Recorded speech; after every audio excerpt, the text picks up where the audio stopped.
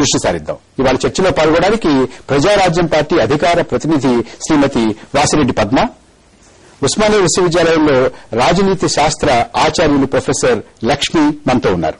చర్చను ప్రారంభించే ముందు ఈ గదిలో ఉన్నటువంటి వార్తా విశేషాల్ని ఒకసారి చూద్దాం. ఉమెన్స్ డే రోజు మోక్షం లేని మహిళా బిల్, నెక్స్ట్ స్టెప్ పై కాంగ్రెస్ కోర్ కమిటీ డిస్కషన్.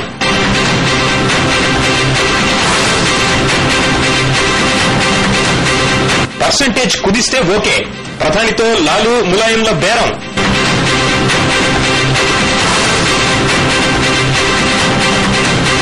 బిల్లుని అడ్డుకుంటే మనుగడే ఉండదు, పార్టీల్ని హెచ్చరించిన చంద్రబాబు.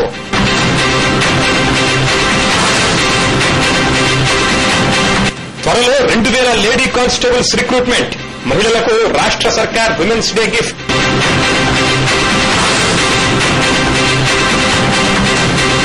ఫ్యాన్సే నైట్ రైడర్స్ కోచ్లు, IPL 3కి షారుఖ్ ఖాన్ యాక్షన్ ప్లాన్.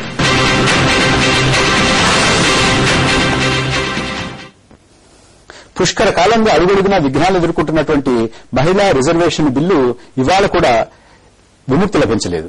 ప్రభుత్వానికి ప్రధాన ప్రతిపక్షమైనటువంటి భారతీయ జనతా పార్టీతో పాటు వామపక్షాలు, డీఎంకే, తెలుగుదేశం మొదలైన పార్టీలన్నీ కూడా సంపూర్ణమైనటువంటి మద్దతు ప్రకటించినా ఇవాళ ప్రభుత్వం ప్రతిపాదించినటువంటి బిల్లు మీద చర్చను Rajya Sabha చేపట్టలేకపోయింది.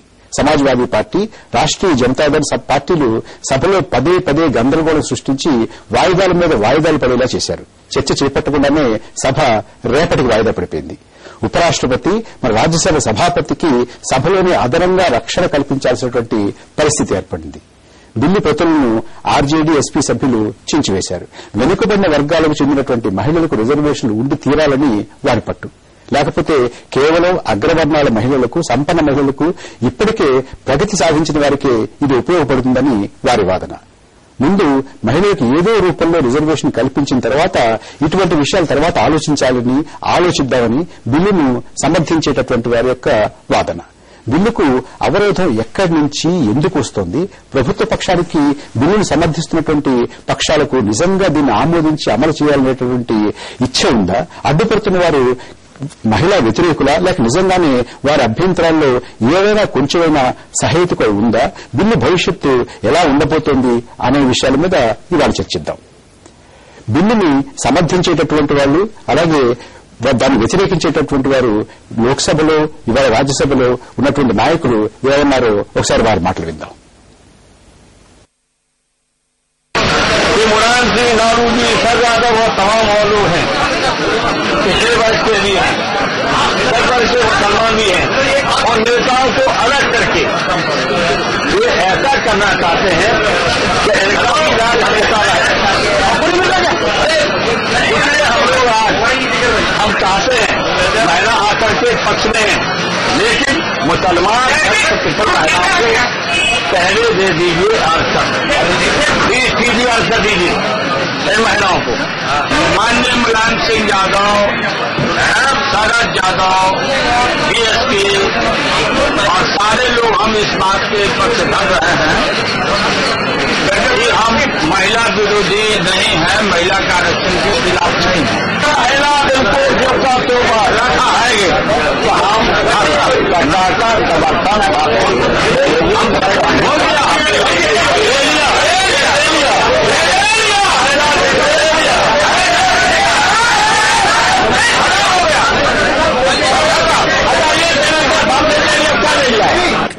The government approached us. The government said we will be introducing this bill and discussing and getting it passed on the 8th. We gave our unconditional support. The left is giving. Only 10% are opposing. And we condemn outright that irresponsible behavior which happened in the Rajya Sabha just now, including trying to snatch the mic of the Honorable Vice President, the Chairman. Strategy. They have not even bothered to speak to either the leader of the opposition or to any opposition parties who are supporting the bill. So the strategy of the government, they obviously have absolutely no clue. Parliament lo ee roju జరిగినటువంటి కొద్దిమంది parliament hijack చేయడానికి ప్రయత్నం చేశారు. దురదృష్టం కొద్దీ ప్రభుత్వం ప్రతిపక్షాలని గాని మహిళా బిల్లుని సమర్థిస్తున్నటువంటి వాళ్ళని గాని ఎవరిని సంప్రదించకుండా ఈ రకంగా ఈ రోజంతా కూడా ఈ బిల్లు పాస్ అయ్యేదానికి కావాల్సినటువంటి సన్నాహాలేమి ఈ ప్రభుత్వం చేయలేదు. తెలుగుదేశం పార్టీ నాయకులు రాజ్యసభ సభ్యులు డాక్టర్ ఎన్వి మైసూరారెడ్డి ఢిల్లీ నుంచి ప్రత్యక్ష ప్రసారం ద్వారా మనతో మాట్లాడడానికి అందుబాటులో ఉన్నారు. మైసూరారెడ్డి గారు స్వాగతం. మైసూరారెడ్డి గారు ఆయనకి వినపట్లేదు అనుకుంటా. మైసూరారెడ్డి గారు సరే, మనకి లైన్ సరిగా లేదు. పద్మ గారు, ఇవాళ చాలా గందరగోళం. 5 ఇంకా రేపటికి వాయిదా వేశారు. ఇంకొక పావు గంట, ఇంకో అరగంట, ఇంకో గంట అని అనుకున్నారు. అయితే చాలా చాలా పెద్ద ఎత్తున ముఖ్యంగా ఆర్జేడీ, ఎస్పీ ఈ రెండు కూడా అభ్యంతరాలు లేవనెత్తాయి. చాలా గందరగోళం అయిపోయింది.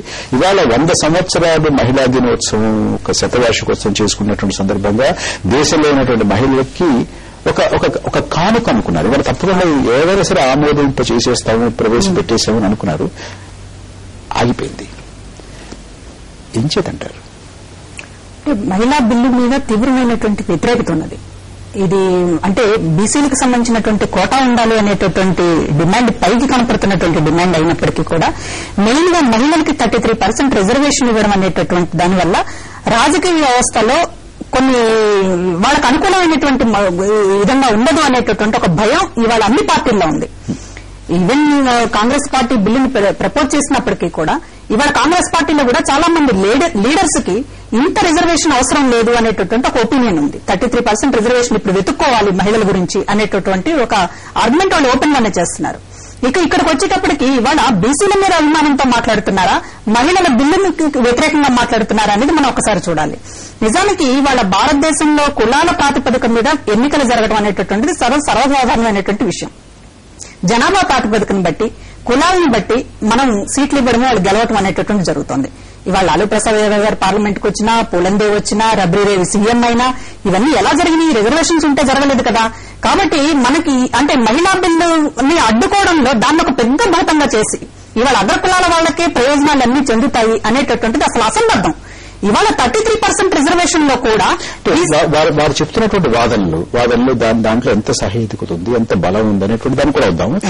ఇవాళ జరిగిన దాన్ని బట్టి చూస్తే అంటే ప్రభుత్వ పక్షం ఏమైనా సరే చేసేద్దాము అనేటటువంటి ఒక సంకల్ప బలంతో ఉందా, లేకపోతే మనం పెట్టలేదు అనిపించుకోకుండా పెడదాము, జరిగితే జరుగుతుంది, జరగకపోయినా పర్వాలేదు అనేది ఏమైనా ఉందా? ఒకటి ప్రధానంగా ప్రభుత్వ పక్షం, ప్రధానమైనటువంటి ప్రతిపక్షం భారతీయ జనతా పార్టీ, వారి వైఖరి ఎలా ఉంది? వామపక్షాలు మేమందరం కూడా మద్దతిస్తూనే ఉంటున్నారు. వారి వైఖరి ఎలా ఉంది? అసలు ఇది సమర్థించి దీన్ని ముందుకు తీసుకెళ్దాం అనుకున్నటువంటి వాళ్ళలో మీకు ఆ సంకల్ప బలం ఇవాళ కనపడిందా? ఒకటండి, కాంగ్రెస్ పార్టీకి దీనివల్ల గెయిన్ అవ్వాలనేటటువంటి ఒపీనియన్ అయితే చాలా స్ట్రాంగ్ గా ఉంది. అందరికీ ఉందని సోనియా గాంధీకి మాత్రం ఖచ్చితంగా ఉంది. ఉమెన్ బిల్ పాస్ చేయడం ద్వారా కాంగ్రెస్ పార్టీ లబ్ది పొందుతుందనేది అందులో నిర్వివాదాంశం. కాకపోతే ఇక్కడ వస్తున్న సమస్య ఏంటంటే ఎప్పుడైతే ఉమెన్ వర్సెస్ బీసీ అనేటటువంటి వాదన మారిపోయిందో బీసీలో యూపీఏ గవర్నమెంట్ కి వ్యతిరేకం కాకుండా చూసుకోవాల్సినటువంటి బాధ్యత కూడా ఇవాళ కాంగ్రెస్ పార్టీ మీద ఉంది. కాబట్టి ఇవాళ దాని మధ్య మార్గంగా ఏమైనా ప్రయత్నం చేస్తున్నారా అని అనిపిస్తుంది. ఇవాళ లాలూ ప్రసాద్ యాదవ్ గారు, ములాయం గారు ప్రధాని కలిసి రిజర్వేషన్ పర్సంటేజ్ తగ్గిస్తే మేము ఓటు చేస్తాము అని అనడంలో ఇదొక పెద్ద దాడి. ఇంత రాజీ పడేటటువంటి అవకాశం ఖచ్చితంగా కనపడుతోంది. ప్రొఫెసర్ లక్ష్మి గారు, ఇవాళ జరిగింది, ముందు ఇవాళ జరిగిన దాని గురించి మీకు ఏమనిపించింది? ఇవాళ జరిగిన దాని గురించి పరిశీలించాలంటే ఇది ఆశ్చర్యం కలిగించిందా, లేకపోతే మీరు మొన్న అవతల ఇది ఇవాళ పెట్టేస్తాము, పాస్ అయిపోతుంది, మనకు ఉన్నటువంటి ఎంతమంది ఉన్నారు 156 మంది ఖచ్చితంగా మనం వేసేస్తారని అంటున్నారే, అదంతా సజావుగా జరిగిపోతుందని ఊహించారా, లేకపోతే ఇలాంటి అవాంతరం ఏమైనా వస్తుంది ఇవాళ అంత తేలిక కాదు అని ముందే అనుకున్నారా? తప్పనిసరిగా అవాంతరం వస్తుందని మాకు అర్థమైంది. ఎందుకంటే అనుమానం బలంగా ఉండేది. అనుమానం కాదండి, అది వాస్తవంగా మేము అనుకున్నాం. ఎందుకంటే ఒకవైపు లల్లు ప్రసాద్ యాదవ్, ములాయం సింగ్ మేము తప్పనిసరిగా రేపు మేము దీన్ని వ్యతిరేకించి తీరుతాము అన్నారు. అయితే ఇక్కడ ప్రతి రాజకీయ పార్టీకి ఉన్నటువంటి నిబద్దత ఎంత, మహిళలకు నిజంగా రిజర్వేషన్ కల్పించాలనే ఆలోచన వాళ్ళకు ఉందా అనేది కనుక మనం పరిశీలించినట్లయితే 1996 నుండి ఇప్పటికీ ఈ బిల్లు 4వసారి ప్రవేశపెట్టారు. 96లో 81, 98లో 84వ రాజ్యాంగ సవరణ, 99లో 85వ రాజ్యాంగ సవరణ, ఈ రోజు 108వ రాజ్యాంగ సవరణ బిల్లుగా ప్రవేశపెట్టారు. దీనికి 14 సంవత్సరాల కాలం పట్టింది. అయితే ఈ 14 సంవత్సరాల కాలంలో ఇక్కడ వాళ్ళు లేవనెత్తిన సమస్య ఓబీసీ మహిళలు ఇందులో ఉండాలి. నిజానికి భారతదేశంలో మహిళలందరూ ఒకటి కాదు.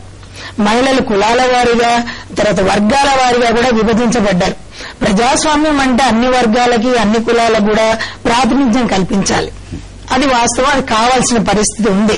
అయితే ఇక్కడ పార్లమెంట్ లో రాజ్యాంగంలో ఓబీసీకి రిజర్వేషన్ లేదు కాబట్టి ఇది ఓబీసీ ఉమెన్ ఇందులో ఇంక్లూడ్ చేయడానికి అవకాశం లేదు. 1996లో గీతా ముఖర్జీ జాయింట్ సెలక్షన్ కమిటీలో వాళ్ళు ఇచ్చిన రిపోర్ట్లో ఏముంది అంటే అప్రాప్రియేట్ టైం, తగిన సమయంలో ఓబీసీ మహిళలకు, మైనారిటీ మహిళలకు కూడా ఈ బిల్లులో చోటన్నారు. అయితే 14 సంవత్సరాలు గడిచింది. అప్రాప్రియేట్ టైం అంటే ఇంకా ఎన్ని సంవత్సరాలు కావాలి అనేది ఒక ఆలోచన మహిళల్లో ఈ రోజు ఉంది. 100 సంవత్సరాలుగా మహిళలు పోరాటం చేస్తే ఈ రోజు ఓటు హక్కును మాత్రం సాధించుకోగలిగాం. రాజకీయ అధికారంలో సగభాగం జనాభాలో ఉండి రాజకీయ అధికారాన్ని ఇంకా సాధించుకోలేని పరిస్థితి ఈ రోజు ఉంది. ఈ రోజు ఈ బిల్లు ప్రవేశపెట్టడంలో మనకి చాలా ప్రత్యక్షంగా లాలూ ప్రసాద్ యాదవ్, ములాయం సింగ్ యాదవ్ వీరిద్దరూ చాలా ప్రత్యక్షంగా, చాలా సూటిగా మేము దీన్ని ఈ రకమైనటువంటి రూపంలో మేము సమర్థించడం చాలా స్పష్టంగా చెప్తున్నారు. అంటే వీరు మన ఈ బిల్లుకి వీరు తెలిసినటువంటి శత్రువు.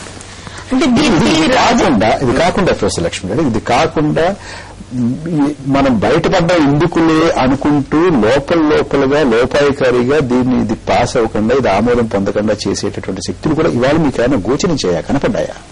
దీనికి రీజన్ ఏంటంటే వాళ్ళ రాష్ట్రాల్లో మహిళా రిజర్వేషన్ గనక ప్రవేశపెట్టినట్లయితే రేపు తమ పార్టీలు అధికారంలోకి రావేమో, వాళ్ళు అనుకున్న వాళ్ళు అంతగా రారేమన్న భయం వాళ్ళల్లో ఉంది. నెంబర్ 2 ఏంటి అంటే లాటరీ పద్ధతిలో స్థానాలు కేటాయించబడతాయి కాబట్టి ప్రతి రాజకీయ పార్టీలో ఏ నాయకుడు నియోజకవర్గం అయినా మహిళ కేటాయించబడవచ్చు. అది రెండో భయం కూడా ఉంది. కనుక ఇన్ని చెప్పేవాళ్ళు కొందరు, చెప్పని వాళ్ళు కొందరు బహుశా ఎక్కువ ప్రమాదం ఉందేమో. అదే ఇద్దరి వల్ల ఉంది, చెప్పని వాళ్ళ వల్ల ఇంకా ఎక్కువ. మీరు అన్నట్లు చిన్న విరామం తీసుకున్న విరామం తర్వాత మన చర్చను కొనసాగించుకుందాం.